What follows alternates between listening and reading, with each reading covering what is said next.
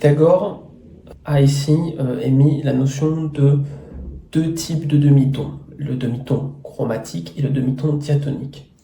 Le demi-ton chromatique, c'est celui dont les deux notes portent le même nom, mais dont l'un des deux comporte une altération supplémentaire, typiquement Do, Do dièse. Les deux notes s'appellent Do, mais l'une comporte une altération. Ça pourrait être Ré, Ré dièse, Mi, Mi bémol. Voilà, c'est le demi-ton le plus petit à l'époque, qui est d'un rapport de 2187 sur 2048. Voilà. Une fraction quand même relativement complexe, qui on verra est loin d'être si complexe par rapport aux autres tempéraments et à d'autres intervalles dans d'autres tempéraments. En opposition au demi-ton chromatique, celui qui reste pour venir le compléter et former un ton entier, c'est le demi-ton diatonique, avec une fraction un petit peu moins complexe qui est de l'ordre des centaines, donc toujours un demi-ton d'écart, mais cette fois-ci les deux notes ont un nom de notes différent. Do, Ré bémol, Mi, Fa c'est un demi-ton diatonique, Si, Do est pareil, La, Si bémol, Sol dièse, La, etc. Cette fois-ci, on aura un rapport 256 sur 243. C'est donc déjà la définition de Pythagore.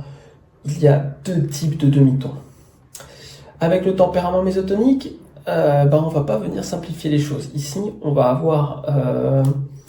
venir changer les intervalles de quinte, on va venir les rabaisser un petit peu pour obtenir des tierces majeures un petit peu plus justes qui se rapprochent du rapport 5-4.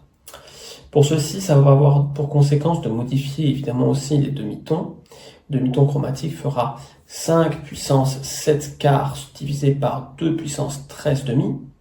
Et le demi-ton diatonique fera 2 puissance 15 demi divisé par 5 puissance 7 quarts.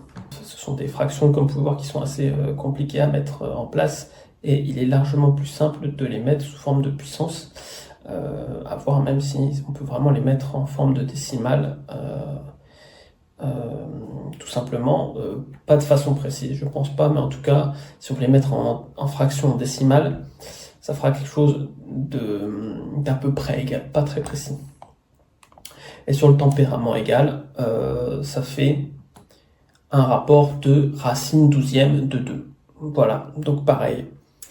Tous les demi-tons dans le tempérament égal dans la gamme chromatique sont égales à racine douzième de 2. Do, Do dièse, racine douzième de 2, Do dièse, Ré, racine douzième de 2, etc. jusqu'au Do aigu. Ceci pour toutes les gammes dans le tempérament égal.